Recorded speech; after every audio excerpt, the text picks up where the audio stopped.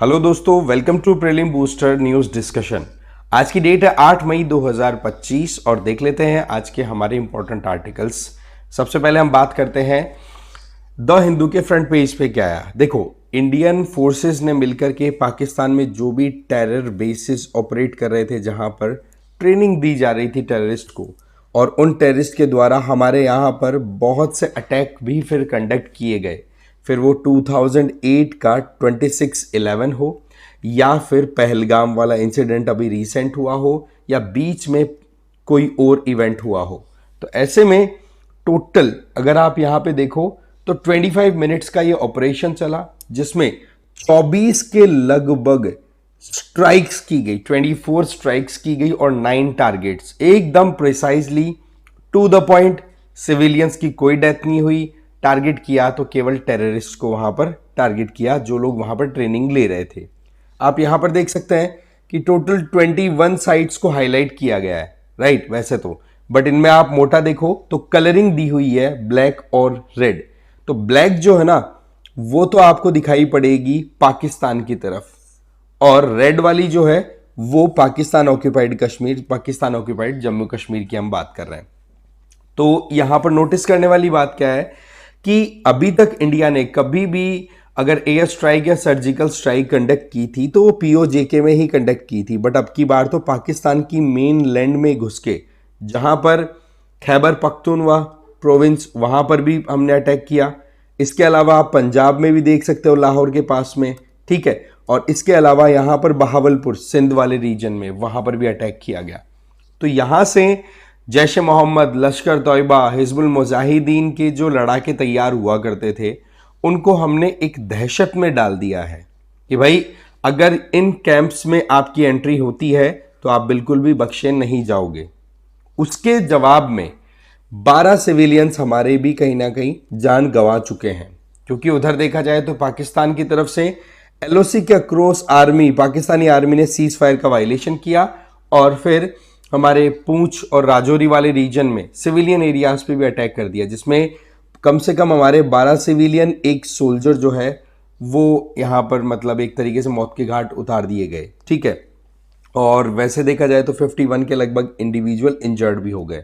But वहीं पर हमारी आर्मी भी फिर उनको मुंह तोड़ जवाब दे रही है, इसमें कोई डाउट नहीं है। बाकी ऑपरेशन सिंदूर के बारे में ज़्यादा कुछ बताने की ज़रूरत नहीं है, कल से लगातार इस पे बहुत कुछ बातें हो चुकी हैं। हाँ, यूनाइटेड नेशन में इसको लेकर के क्या प्रोविजंस हैं उसको हम आज डेफिनेटली इसी वीडियो में डिस्कस कर लेंगे। शुरू करते हैं ह्यूमन डेवलपमेंट रिपोर्ट। देखो, 2025 की human development report United Nation development programme के द्वारा रिलीज की गई, और इसी के तहत इसी रिपोर्ट में ह्यूमन डेवलपमेंट इंडेक्स भी आता है। तो ये पहली लाइन बहुत इंपॉर्टेंट है, कौन रिलीज करता है, कौन सी रिपोर्ट है, कौन सा इंडेक्स है। इंडिया की रैंक देखें तो इंडिया 193 टोटल कंट्रीज में 130 रैंक पे आया है। थीम क्या रही इस पर्टिकुलर रिपोर्ट की? तो a matter of choice, people and possibility in age of AI.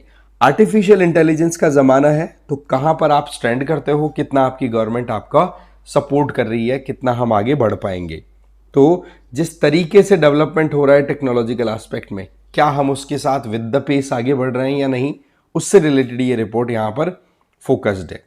अब यहां पर देखो, ग्लोबली अगर देखें तो यूनाइटेड नेशन डेवलपमेंट प्रोग्राम में ने इस बात की वार्निंग दी है कि ओवरऑल ह्यूमन डेवलपमेंट में जो एक प्रोग्रेस देखी गई थी 1990 से लेकर, क्योंकि 1990 में पहली रिपोर्ट आई थी, बोला सबसे कम पेस, सबसे कम परफॉर्मेंस पिछले साल में देखी गई है। और इसके पीछे बहुत सारे लड़ाइयां हैं वर्ल्ड लेवल पे, रही सही में हमारी ओर स्टार्ट हो गई अब, ठीक है। अब आप देख सकते हो कि एक तो इनइक्वालिटी है ना, असमानता, वो बढ़ती चली जा रही है। वेरी हाई और लो एचडीआई वाले जो कंट्रीज हैं, इनके बीच में गैप है ना, वो लगातार बढ़ता चला जा रहा है, और पिछले 4 सालों में ये एक्सपेंड ही हुआ है। कोशिश तो ये की जा रही थी कि इनइक्वालिटीज़ को हम रिड्यूस करें, बट सच्चाई ये है कि इनइक्वालिटीज़ बढ़ी हैं। इसके अलावा ह्यूमन डेवलपमेंट ग्रोथ की बात करें तो 2024 के हिसाब से अगर देखें तो वर्ल्ड के जितने भी एरियाज हैं, कहीं पर भी ह्यूमन डेवलपमेंट रिपोर्ट या ह्यूमन डेवलपमेंट इंडेक्स में आप ये नहीं कह सकते कि बहुत गजब की प्रोग्रेस हुई है। नो, वो मोर और लेस रुकी हुई है। इंडिया की बात करते हैं। इंडिया का स्कोर 2023 में आप देख सकते हैं कितनी आ रही, 0.685। वहीं पर 2022 में 0.676। मतलब हमने कुछ तो प्रोग्रेस 2022 के कंपैरिजन में 2023 में की। ओके, और हमारा जो स्टेटस है वो ह्यूमन डेवलपमेंट इंडेक्स में आता है मीडियम ह्यूमन डेवलपमेंट में। और थोड़ा और प्रोग्रेस अगर हम कर जाएंगे, 0.68 को बढ़ा करके 0.7 या उससे ऊपर चले जाएंगे, तब हमारी रैंकिंग कैटेगराइजेशन में आ जाएगी हाई ह्यूमन डेवलपमेंट में। अभी फिलहाल हम मीडियम में हैं। प्रोग्रेस की बात करें हेल्थ वाइज, हमारे देश में लाइफ एक्सपेक्टेंसी जब ह्यूमन डेवलपमेंट का ये मैकेनिज्म स्टार्ट हुआ था यूएनडीपी के द्वारा, तब 58.6 ईयर्स थी लाइफ एक्सपेक्टेंसी। जन्म के समय अगर कोई बच्चा पैदा होता है तो वो कितने साल जिएगा, ये गणित समझ गए। तो 58.6 ईयर्स हुआ करती थी, वो 2023 में बढ़ के सबसे ज्यादा अभी तक का 72 ईयर्स। ये बड़ा एनकरेजिंग है। एजुकेशन अटेनमेंट की बात करें तो हमारे यहाँ पर ईयर ऑफ स्कूलिंग, एक बच्चा कितना समय स्कूल में बिताएगा, वो जब 1990 की बात करें तो उस टाइम पर 8.2 ईयर्स थी, अब बढ़कर के 13 ईयर्स हो गई है। आ जाओ एआई की बात करें तो जब 2019 में एआई का माहौल बनना शुरू हुआ था ग्लोबली, उस टाइम पर हमारे यहाँ पर डोमेस्टिकली एआई वर्कर्स लगभग एब्सेंट थे ही नहीं। और आज अगर देखें तो इंडिया के एआई रिसर्चर्स की संख्या लगातार बढ़ती चली जा रही है। ग्लोबल एआई स्किल पेनिट्रेशन के अकॉर्डिंग अगर देखें तो टैलेंट रिटेंशन हमारे देश में एआई के सेगमेंट में बढ़ रहा है, और 20% एआई रिसर्चर्स जो हैं वो इंडिया में डोमेस्टिकली काम कर रहे हैं। आ जाओ फिर गैप्स की बात करें, इनइक्वालिटी की, तो देखो इनकम और जेंडर ये दो ऐसे पैरामीटर्स हैं जिन पर अभी भी असमानताएं बनी हुई है। इन पर बहुत सारा काम करना जरूरी है, तब जाके एचडीआई में हम और अच्छा परफॉर्म कर पाएंगे। इसके अलावा ह्यूमन डेवलपमेंट रिपोर्ट 2025 ये कहती है कि हमारे अभी भी लेबर फोर्स में फीमेल्स का पार्टिसिपेशन कम है, साथ ही साथ पॉलिटिक्स में भी रिप्रेजेंटेशन प्रॉपर नहीं है। हाँ, वो बात सही है कि नारी वंदन अधिनियम जब से पारित हुआ है कॉन्स्टिट्यूशन को अमेंड करते हुए, तो उसमें अभी स्कोप दिखाई पड़ रहा है कि हाँ हमारी सरकार, हमारी पार्लियामेंट सीरियस है कि हाँ महिलाओं का रिप्रेजेंटेशन पॉलिटिक्स में बढ़ना चाहिए। इसके अलावा जो ग्रोस नेशनल इनकम वाला सेगमेंट है, पर कैपिटा इनकम, उसमें भी हम अच्छी पोजीशन में नहीं है। ओवरऑल देखो तो जो एचडीआई की रैंक है उससे हम 7 पोजीशन बिलो हैं। अब आप देख लो 137 के लगभग ये स्कोर चला, रैंक हमारी चली गई। हम हेल्थ और एजुकेशन में बढ़िया परफॉर्म कर रहे हैं, बट इनको सस्टेन करने के लिए जो सबसे इंपॉर्टेंट पैरामीटर है दैट इज इनकम, हम वहां पर कमजोर पड़ रहे हैं। आगे ह्यूमन डेवलपमेंट इंडेक्स की बात करें, ये 1990 में स्टार्ट हुआ था और इसको रिलीज करने का काम करता है यूनाइटेड नेशन डेवलपमेंट प्रोग्राम। और इसमें इंपॉर्टेंट पार्टिसिपेशन जो था इस प्रोग्राम को स्टार्ट करवाने में, वो थे महबूब उलक पाकिस्तानी इकोनॉमिस्ट और अमर्त्य सेन इंडिया के। इन्होंने मिलकर के बहुत बड़ा काम किया था इसके लिए। ठीक है, इसमें देखा जाता है कि ह्यूमन डेवलपमेंट के एस्पेक्ट में कौन सा कंट्री कहाँ स्टैंड करता है, और आप केवल पैसे के मामले में नहीं देखते हो, आप यहां पर और भी एस्पेक्ट, एजुकेशन, हेल्थ, इन पे भी ध्यान देते हैं।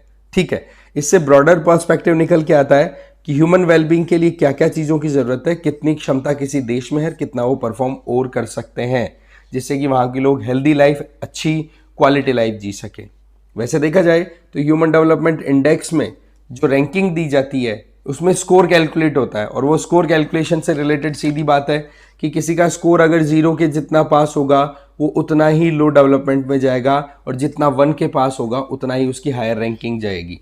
तो 0.8 से ज़्यादा अगर स्कोर आपका एचडीआई में आ रहा है तो सीधी बात आप very high human development category में चले जाएंगे। 0.7 से 0.799 तो हाई, 0.55 से 0.699 तो मीडियम, इंडिया इसी में आता है, और बिलो 0.55 तो लो ह्यूमन डेवलपमेंट में आप चले जाओगे। ठीक है, फिर कौन से पैरामीटर्स पे फोकस किया जाता है? लाइफ एक्सपेक्टेंसी मैं समझा चुका हूं, एजुकेशनल इंडेक्स समझा चुका हूं, और gross national income per capita. भाई सीधी बात है, कितना हिस्सा एक इंडिविजुअल के हाथ लग रहा है। लाइफ एक्सपेक्टेंसी कि कितनी लॉन्ग और हेल्दी लाइफ आप जी पा रहे हो, और उसमें हम प्रोग्रेस कर रहे हैं। 2023 में 72 ईयर्स तक हम रीच कर चुके हैं। एजुकेशनल इंडेक्स में कि एक इंडिविजुअल, एक बच्चा जब पैदा होता है तो वो कितने साल स्कूल में बिता रहा है, तो वो भी हमारे बढ़ रहे हैं, और उसके पीछे बहुत सारे गवर्नमेंट के एफर्ट्स हैं, जैसे कि राइट टू एजुकेशन एक्ट, समग्र शिक्षा अभियान, और अभी रिसेंट टाइम में आई हुई नेशनल एजुकेशन पॉलिसी। इन्होंने बहुत अच्छा कंट्रीब्यूशन दिया है। साथ ही साथ लिविंग स्टैंडर्ड को डिफाइन करने वाली जो इनकम स्टैंडर्ड है उसकी बात करें तो पर कैपिटा इनकम में जहां पर हम 2167 डॉलर्स पे थे, वो बढ़कर के 9046 डॉलर्स तक अभी तक पहुंच चुके हैं। बट सबसे बड़ी प्रॉब्लम क्या है, इनइक्वालिटी बहुत ज्यादा है। कुछ लोगों के पास बहुत पैसा है, बहुत लोगों के पास कुछ भी नहीं है। आ जाता है नेक्स्ट पे। नेक्स्ट है ऑपरेशन सिंदूर। सिंदूर के बारे में ज्यादा कुछ बताने की जरूरत नहीं है, कहां कहां पर अटैक हुआ ये हमने इंट्रोडक्टरी पार्ट में देख लिया, ठीक है। बट द पॉइंट इज कि यहां पर यूनाइटेड नेशन के अंदर पाकिस्तान ने अपनी तरफ से पूरी कोशिश की है कि इंडिया को आड़े हाथों लिया जाए। यूएन चार्टर में आर्टिकल 51 है ना, उसके बेसिस पर पाकिस्तान का यह कहना था कि जो इंटरनेशनल नॉर्म्स है उनका इंडिया ने वायलेशन किया है। वहीं पर इंडिया ने भी इसी आर्टिकल 51 को कोट करते हुए कहा कि जी हमने जो कुछ भी किया है वो कंप्लीटली सेल्फ डिफेंस में किया है, और आप देखोगे कि ये राइट टू रिस्पॉन्ड वाला जो मैकेनिज्म है ये आर्टिकल 51 के तहत ही आता है।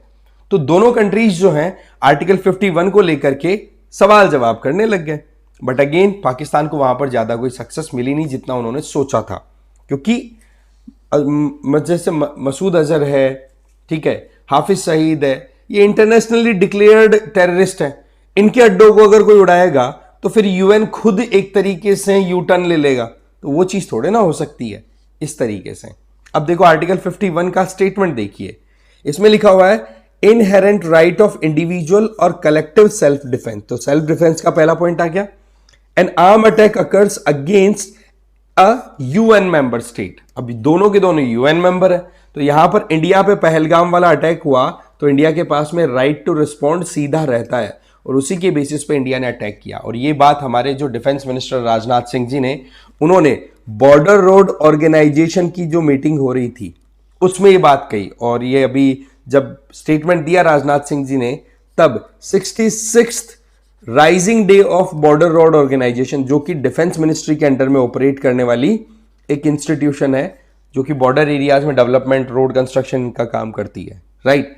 तो उस टाइम पे इन्होंने बात कही। आर्टिकल 51 के लिए कहा है कि जब कभी भी इस पर्टिकुलर आर्टिकल को यूज किया जाए तो आप यूनाइटेड नेशन सिक्योरिटी काउंसिल को उसके बारे में डेफिनेटली रिपोर्ट करोगे। इसीलिए आपने देखा होगा कि इंडिया ने जैसे अटैक किया तो उसके बाद में इंडिया ने रिपोर्ट किया है कि हाँ भाई हमने ऐसे ऐसे टारगेट किए हैं और ये हमारे हिटिंग टारगेट्स थे और सारे के सारे टेरर कैंप्स थे, इसमें हमें कोई गड़बड़ नहीं लगी, ठीक है जी।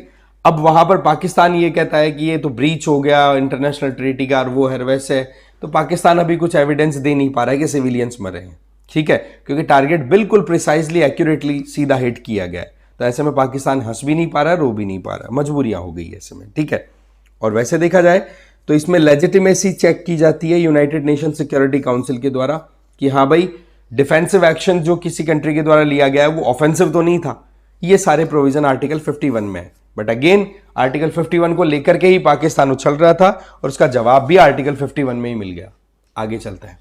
साउला, देखो अभी रिसेंटली क्या होता है कि इंटरनेशनल रिसर्च टीम ने ये जो साउला है ना, इसकी जीनोम सीक्वेंसिंग तैयार की है, मतलब इसकी जो पूरी जेनेटिक कोडिंग है उसको डिकोड करके और अपनी पूरी लिस्टिंग तैयार कर ली।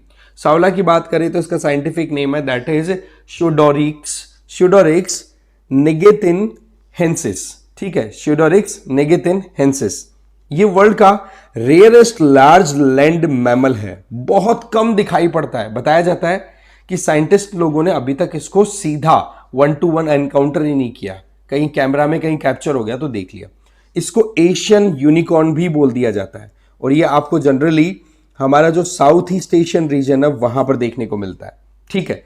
इसमें क्या है, ये जो सेल नाम से एक पब्लिकेशन है उसमें ये पब्लिश किया गया है, ओके। आगे देखिए, कंप्लीट जीनोम की बात करें तो 26 इंडिविजुअल साउलास को स्टडी किया गया है। उनकी एक तरीके से प्लानिंग की गई है कि भाई दो ज्योग्राफीज है, एक तो वियतनाम है और एक लाओस है। इन दोनों में रहने वाले साउलास जो हैं वो ज्योग्राफिकली सेपरेट हो गए और इनका जेनेटिक कोडिफिकेशन है, जेनेटिक डेवलपमेंट है, उसमें भी वेरिएशन आ गए। तो ऐसे में वियतनाम वाले के पास में जो जेनेटिक सीक्वेंस अवेलेबल है उसके कंपैरिजन में लाओस वाले के पास में जो जेनेटिक सीक्वेंस अवेलेबल है उसकी बॉडी में, है ना, डीएनए में, वो मोर और लेस एक दूसरे को कॉम्प्लीमेंट करते हैं। कहने का मतलब वियतनाम वाले में जो कमियां आई वो लाओस वाले के पास प्रेजेंट है, और लाओस वाले के अंदर जो कमी आई वो वियतनाम वाले में प्रेजेंट है। तो दोनों को एक साथ करके और फिर जो एक्चुअल में जो मेन जेनेटिक सीक्वेंस थी साओलास की ओरिजिनली, उसको तैयार करने के काम किए जाने की बात हो रही है। हिस्टोरिकली अगर देखें तो 5000 से 20,000 साल पहले बताया जा रहा है कि साओलास का हैबिटाट जो है वो सेपरेट हो गया था जब लास्ट ग्लेशियल मैक्सिमम टाइम आया था, ठीक है। और उसके बाद में रही सही में ह्यूमन एक्टिविटीज के चलते जो हैबिटाट डिग्रेडेशन है, सेपरेशन है, वो एक बहुत बड़ा कारण बना और ज्योग्राफिकली ये सेपरेट हो गए, ठीक है। बट अगेन ये जो जेनेटिक सीक्वेंसिंग तैयार कर दी गई है, इससे साइंटिस्ट जो हैं वो कैप्टिव ब्रीडिंग करवा करके फ्यूचर में उनकी पॉपुलेशन को रिवाइवल दिला सकते हैं। तो ये एक मेन कॉन्सेप्ट आपको समझ लेना है। अब सावला की बात करें तो साइंटिफिक नेम आपको याद रख लेना है, स्यूडोरिक्स निगेंथिनहेंसिस। ये 1993 के अंदर पहली बार डिस्क्राइब किया गया था कि भाई ऐसा भी कोई एनिमल है जिसको एशियन यूनिकॉर्न भी बोल देते हैं। और वैसे देखा जाए तो रहता कहाँ है ये, जनरली एनामाइट माउंटेन जो वियतनाम और लाओस बॉर्डर पे है वहां पर। तो एक तरीके से यूं मानो माउंटेन ये राइज हो गया तो इस तरफ लाओस वाले रीजन में अलग डेवलपमेंट हो गया स्पीसी का, और इस तरफ वियतनाम वाली साइड में अलग हो गया ज्योग्राफिकल बैरियर की वजह से। ये क्रिटिकली एंडेंजर्ड IUCN में 50 से 300 इंडिविजुअली सिर्फ इसके बच्चे हैं। साइंटिस्ट ने अभी तक इनको अलाइव नहीं देखा है, देखा भी है तो केवल कैमरा में कोई फोटो वोटो खिंच गई हो या स्कल या स्किन कहीं पे पड़ी हुई मिली हो, डेड बॉडीज, ठीक है। इनकी बात करें कंजर्वेशन सिग्निफिकेंस, तो देखो इनके लिए सबसे बड़ा खतरा तो ये है कि जाल में उलझ जाते हैं, ठीक है, इस वजह से हंटिंग हो गई। दूसरा हैबिटाट लॉस और डिस्टर्बेंस, एग्रीकल्चर और डिफॉरेस्टेशन की वजह से जो पाम ऑयल का इनका जो खेती होने का डर है उधर वो। इसके अलावा ऑप्शन क्या है कंजर्वेशन का, तो कैप्टिव ब्रीडिंग, कि भाई जंगलों में जो सावलाज रहते हैं उनको कैप्चर करो और उनको एक जगह पे लाओ। ऐसे में वियतनाम में प्लान किया जा रहा है कि 12 इंडिविजुअल्स को कैप्चर, 12 से ज्यादा इंडिविजुअल को कैप्चर किया जाए, दोनों की पॉपुलेशन लाओस वाली और वियतनाम, और फिर उनकी इंटरब्रीडिंग करवाई जाए, जिससे कि फिर बाद में ऑटोमेटिकली इनकी पॉपुलेशन को रिवाइवल दिया जा सके। Next, United nation day of Vaisakh 2025। हमारे जो यूनियन मिनिस्टर है ना किरेन रिजिजू जी, वो अभी होची मिन गए हुए हैं वियतनाम में, ठीक है। और वहां पर गौतम बुद्धा के जन्म मरण वो जो सारे इवेंट्स हैं उनसे रिलेटेड जो वैसाख मंथ की जो इंपॉर्टेंस है उसको वहां पर सिग्निफाई करने के लिए इंडिया अपना पार्टिसिपेशन दे रहा है। ध्यान रखें, आपको ध्यान होगा बुद्ध पूर्णिमा 12 मई 2025 को आने वाली है, 12 मई ऑफ 2025। तो आप क्या नोटिस करेंगे कि एक तरीके से इंडिया का जो सिविलाइजेशनल कनेक्ट है बुद्धिज्म के साथ में और जो कल्चरल एस्पेक्ट है उसके तहत हम वियतनाम के साथ और बाकी साउथ ईस्ट एशियन जो बुद्धिस्ट फॉलोइंग कंट्रीज है उनके साथ हमारे टाइज को भी स्ट्रॉन्ग करना चाहते हैं। तो कुछ हम इस स्पीच में जहां पर किरेन रिजिजू ने बात कही उनकी बात करें तो लॉर्ड बुद्धा की टीचिंग्स के बारे में कि आज के टाइम पे जो मॉडर्न सिचुएशन बनी हुई है उनको हम कैसे टैकल कर सकते हैं, मिशन लाइफ कैसे हम सस्टेनेबिलिटी इंश्योर कर सकते हैं एनवायरनमेंट के साथ में डेवलपमेंट को लेते हुए। साथ ही साथ सारनाथ से होची मिन के लिए गौतम बुद्धा के रेलिक्स को भी ले जाया गया कि देखो आप इस तरीके से कि इंडिया से ये रिलीजन ओरिजिनेट हुआ था और कैसे हम इन वैल्यूज को एक्नॉलेज करते हुए लाइफ में चलते हैं। अब ऐसे में United nation day of Vaisakh की बात करें तो बर्थ हो, एनलाइटनमेंट हो, परिनिर्वाणा, डेथ हो, सारे इवेंट्स जो है गौतम बुद्धा के मोर और लेस वैसाख मंथ में। तो ऐसे में यूनाइटेड नेशन वैसाख मंथ जो है उसमें पर्टिकुलर एक दिन जिसको बुद्ध पूर्णिमा बोलते हैं, full moon of every May month of every year, ठीक है, वो आपका बुद्ध पूर्णिमा के तौर पे ऑब्जर्व किया जाता है। मोटा मोटा 12 मई आने वाला है, ठीक है। और कब एडॉप्ट किया गया था इस रेजोल्यूशन को? 1999 में, ओके। इसमें मेन ये है कि बुद्धिज्म जिस तरीके से वैल्यूज बताता है, यूनिवर्सल पीस को प्रमोट करना, compassion, non violence, mindfulness, harmony, इन वैल्यूज को हम कैसे प्रमोट कर सकते हैं, तो एक दिन होना चाहिए डेडिकेटेड। तो उस पॉइंट ऑफ व्यू से United nation day of Vaisakh 2025। फिर आता है अहिल्याबाई होलकर जी के बारे में। रिसेंटली चोंडी महाराष्ट्र में 300वां बर्थ एनिवर्सरी ऑब्जर्व किया गया रानी अहिल्याबाई होलकर जी का। इनमें क्या है थोड़ा सा हमें जानने की जरूरत है। सबसे पहली चीज, क्वीन अहिल्याबाई होलकर जी जो है वो बेसिकली होलकर डायनेस्टी, आपको पता है मराठास में बहुत सारे क्लेन्स थे, ठीक है, अब उनमें से होलकर भी रह गए, सिंधिया भी हो गए, भोसले भी हो गए, गायकवाड़ भी हो गए, ऐसे लिस्ट है उनकी पूरी, राइट। तो ऐसे में ये होलकर डायनेस्टी से बिलोंग करती थी और मालवा वाला रीजन मतलब सेंट्रल इंडिया वाले रीजन में इन्होंने रूल किया। थोड़ा सा आप वेस्ट की तरफ मूव करा लीजिए। इनका जन्म हुआ था चंडी महाराष्ट्र में, ठीक है। पिताजी का नाम मंकोजी शिंदे और माताजी का नाम सुशीला शिंदे। मराठी हिंदू डांगर फैमिली में इनका जन्म हुआ था, फिर उसके बाद में शादी हो गई, फिर चले गए होलकर, जो आप कह सकते हैं कि डायनेस्टी की फिर ये लेगेसी कंटिन्यू करती हैं। अहिल्याबाई जी की एजुकेशन और मिलिट्री ट्रेनिंग की बात करें तो इनके जो पति थे ना, उनका नाम था कंचदे राव, ठीक है, कांचदे राव। उनकी डेथ हो गई थी थोड़ी जल्दी। तो ऐसे में जो फादर इन लॉ थे ना, ससुर जी मल्हार राव, उन्होंने सारी सत्ता अपनी बहू अहिल्याबाई को ही दे दी थी। और अहिल्याबाई जी को फिर बाद में एडमिनिस्ट्रेशन, फाइनेंस, डिप्लोमेसी से रिलेटेड जो पूरी नॉलेज, एजुकेशन थी वो उनके ससुर जी ने ही दी थी, मल्हार राव जी ने, ठीक है। ट्रेनिंग इन पॉलिटिक्स की बात कर लो, गवर्नेंस की बात कर लो, ये उनकी सासू मां, mother in law Gautami Bai Holkar ने दी थी। मतलब सास ससुर ने मिलकर के बहू को प्रमोट किया। ये वाकई में कितना आउटस्टैंडिंग एग्जाम्पल है। 1765 में अहिल्याबाई होलकर जी के द्वारा ग्वालियर पे अटैक किया गया था सक्सेसफुली, और सारा काम जो मॉनिटर कर रहे थे या गाइडलाइंस जो थी वो father in law Malhar Rao ji की थी। अहिल्याबाई के रीन की और अचीवमेंट्स की बात करें तो इनके द्वारा माहेश्वर मध्य प्रदेश में अपनी होलकर डायनेस्टी की कैपिटल स्थापित की, जो कि फिर बाद में centre of art, literature, music, industry, हर चीज में आगे बढ़ता है। इसके अलावा good governance, social welfare, religious और कल्चरल एडवांसमेंट में इन्होंने बहुत काम किया। चलिए, इसके अलावा होली वुमेन, साध्वी और जेनरस रूलर थी। साध्वी क्यों बोला गया? क्योंकि इन्होंने जो पिलग्रिमेजेस थे, मतलब जो भी हमारे आप कह सकते हो तीर्थ स्थल थे, उनकी रिनोवेशन में इन्होंने बढ़ चढ़ के पार्टिसिपेशन दिया। साथ ही साथ माहेश्वर मध्य प्रदेश में जो लोकेटेड है वो एक टेक्सटाइल इंडस्ट्री के तौर पे भी इमर्ज हुआ। इसके अलावा टेक्सटाइल इंडस्ट्री में माहेश्वरी साड़ियां जो है वो फेमस है, और उसमें आप देखोगे जो साड़ी होती है उनके दोनों साइड में आपको बॉर्डर्स देखने को मिलेगी। वो मोर और लेस अहिल्याबाई जी के रीन के टाइम से स्टार्ट हो गया। और ये जो टूल होता है, जिस टेक्निक के थ्रू ये डबल साइडेड बॉर्डर तैयार की जाती है साड़ी पे, उसको बोला जाता है बुगदी। याद रख लेना भाई, बुगदी याद रखने वाली बात है। फिर कल्चरल कंट्रीब्यूशन की बात करें तो इनके अंडर में स्कॉलर्स और आर्टिस्ट बहुत सारा एक तरीके से कहते हैं ना नाम कमाए हुए हैं। जैसे कि यहां पर आप देखो मराठी पोइट मोरोपंत, इसके अलावा फोक सिंगर शाहिर अनंता गांधी, इसके अलावा संस्कृत स्कॉलर खुशहाली राम, ये इन्हीं के कोर्ट के मेंबर्स थे। ये हमें थोड़ा ध्यान रखने की जरूरत है। फिर टेंपल्स की बात करें तो इन्होंने हिंदू रिलीजन और कल्चर को प्रोटेक्ट और प्रिजर्व करने में कोई कमी नहीं छोड़ी। साथ ही साथ इन्होंने बहुत सारे मंदिर भी बनवाए, तो धर्मशालाएं भी बनवाई।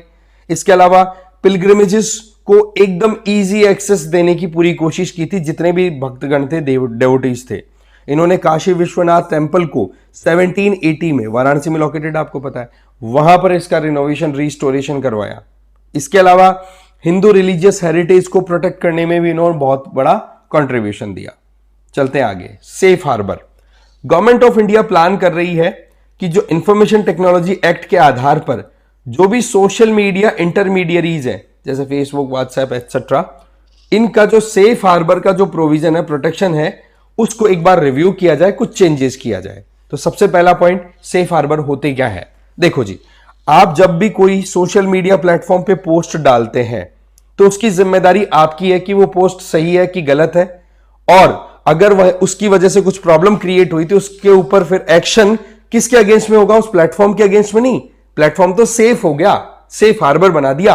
आपने कमेंट किया, आप यूजर हो, तो आपके खिलाफ में कार्रवाई होगी। हां, यह बात जरूर है कि जिस सोशल मीडिया प्लेटफॉर्म पर आपने पोस्ट डाली है वो सोशल मीडिया प्लेटफॉर्म प्रोएक्टिवली काम करेगा कि हाँ, कंटेंट खराब है, फेक है, तो इसको मैं हटा दूं, इसको रिमूव करवा दूं।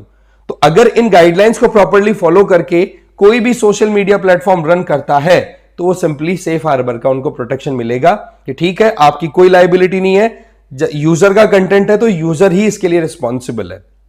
बट अब गवर्नमेंट चाहती है कि इसको थोड़ा चेंज किया जाए, क्योंकि होता क्या है कि अगर कोई कंटेंट अगर पोस्ट कर दिया गया तो जब तक कोई ऑब्जेक्शन नहीं होगा तब तक उस कंटेंट को कोई डिलीट नहीं करेगा। सोशल मीडिया प्लेटफॉर्म भी चलने देते हैं।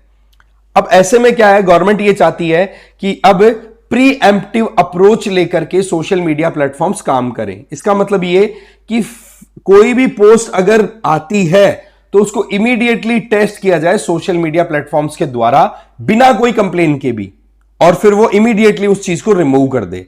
अब गवर्नमेंट बस ये चाहती है। अभी तक तो क्या है कि पोस्ट कर दिया, ऑब्जेक्शन आया तो आप एक्शन लोगे, और अब क्या बोलना चाह रही है सरकार कि भाई अगर कोई पोस्ट डल गई तो आप इमीडिएटली चेक करो, फैक्ट चेक करो, सही है तो ठीक है, अदरवाइज उसको डिलीट करो। इस तरीके की यहां पर प्रोविजन है। तो सेफ हार्बर आई होप आपको क्लियर हो गया होगा। इसमें देखो फ्री स्पीच को प्रोटेक्ट करने के प्रोविजन है। हमें पता है कि हमारे कॉन्स्टिट्यूशन में article 19 clause 1 sub clause A जो है उसमें सीधा freedom of speech and expression का प्रोविजन है। तो ऐसे में अगर सोशल मीडिया प्लेटफॉर्म्स पर कोई अगर फ्रीली पोस्ट करे, आप डिलीट कब कर रहे हो, अभी के टाइम के अगर प्रोविजंस की बात करें तो वो डिलीशन हो रहा है कब, जब कंप्लेन हो रही है उसके बाद में, और कुछ गड़बड़ है तो वो सीधा यूजर खुद है। तो ऐसे में कोई अगर बिना कोई बायसनेस के, विदाउट एनी फेक बेसिस अगर अपनी पोस्ट डालता है तो उसको प्रोटेक्शन मिलनी चाहिए। उसका डेटा, उसका कंटेंट, उसका जो पोस्ट है वो वायरल होनी चाहिए, वो लोगों तक पहुंचनी चाहिए। तो freedom of speech and expression protect हुआ कि नहीं, राइट। हमारे यहां पर आर्टिकल 79 जो है इंफॉर्मेशन टेक्नोलॉजी एक्ट 2000 में, उसमें इंटरमीडियरीज जैसे सोशल मीडिया या होस्टिंग सर्विसेज जो भी हैं उनको साफ साफ प्रोटेक्शन दी हुई है कि आप अगर खुद से प्रॉम्प्टली और अनलॉफुल कंटेंट को अपने हिसाब से आप हटा देते हैं तब तक आपको सेफ प्रोटेक्शन दी जा रही है गवर्नमेंट की तरफ से, कोई प्रॉब्लम नहीं है, आप लीगली ऑब्लाइज्ड नहीं है, राइट। बट यस, कंप्लेन आ जाए तो फिर एक्शन आपको लेना पड़ेगा। कंडीशन की अगर बात करें तो कंडीशन सिंपल मैंने बता दी कि आपको ड्यू डिलिजेंस रखनी है। गवर्नमेंट के द्वारा इशूड जो गाइडलाइंस है, जैसे कि अभी रिसेंट टाइम की बात करें तो इंफॉर्मेशन टेक्नोलॉजी रूल्स 2021 ये आए हुए हैं, intermediary guidelines, digital media ethics code.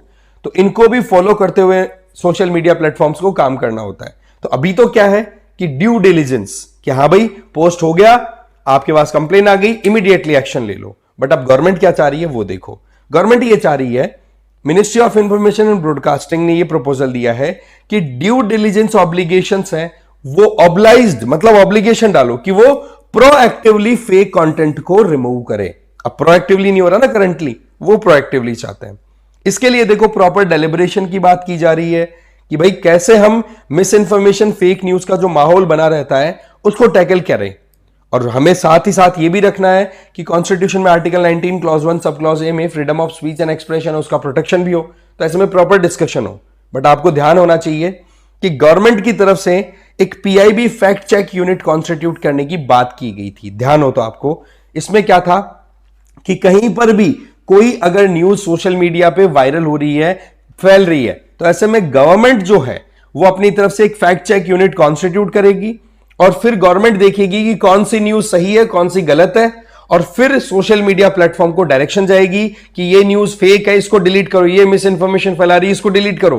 तो ऐसे में सरकार की मनमानी ना हो, इस बात को लेकर के क्या होता है कि बॉम्बे हाईकोर्ट ने इस फैक्ट चेक कॉन्सेप्ट को ही स्टॉक डाउन कर दिया कि बोले ये चीज बिल्कुल भी नहीं चलेगी, आपने जो मैकेनिज्म तैयार किया है पीआईबी फैक्ट चेक का। अब सरकार क्या कर रही है कि बॉम्बे हाईकोर्ट के द्वारा उसको स्टक डाउन कर दिया ना, अब सरकार चाहती है कि सुप्रीम कोर्ट से इसके ऊपर ओपिनियन लिया जाए, सुप्रीम कोर्ट में बातचीत की जाए।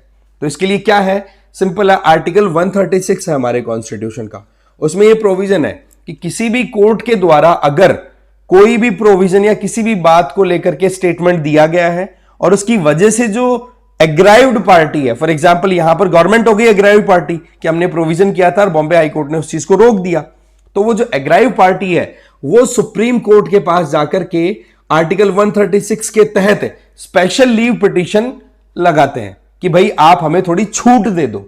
अब ऐसे में सुप्रीम कोर्ट क्या डिसाइड करेगा क्या नहीं करेगा, ये कंप्लीट सुप्रीम कोर्ट की डिस्क्रिशन पे डिपेंड करता है। इसका मतलब यहां पर कोई ऑब्लिगेशन, कोई प्रोसेस नहीं है, supreme court on the spot decide करेगा केस टू केस कि हाँ भाई हमें यहां पर स्पेशल लीव पिटीशन एडमिट करनी है और यहां पर रिजेक्ट करनी है। तो गवर्नमेंट ये चाह रही है कि special leave petition supreme court में डाल दी जाए, क्योंकि बॉम्बे हाई कोर्ट ने ये जो फैक्ट चेक का जो कॉन्सेप्ट था मिस इन्फॉर्मेशन, फेक न्यूज को इनको रोकने का, उसको हम फिर से रिवाइवल दे सके, क्योंकि बॉम्बे हाईकोर्ट ने रोक दिया तो हमारी मजबूरी है कि आर्टिकल 136 के तहत स्पेशल लीव पिटीशन के लिए हम अप्लाई करें सुप्रीम कोर्ट में। अब आगे देखते हैं होता है क्या। बाकी फिलहाल आपको ये समझ में आना चाहिए कि क्या तो स्पेशल लीव पिटीशन है, क्या सेफ हार्बर है, कैसे काम कर रहा है और क्या सरकार चाहती है। ओके, बाकी आप इस पीडीएफ के लिए इस क्यूआर कोड को स्कैन कर लीजिए, मिल जाएगी आपको। ओके, इस वीडियो में इतना ही। Thank you very much.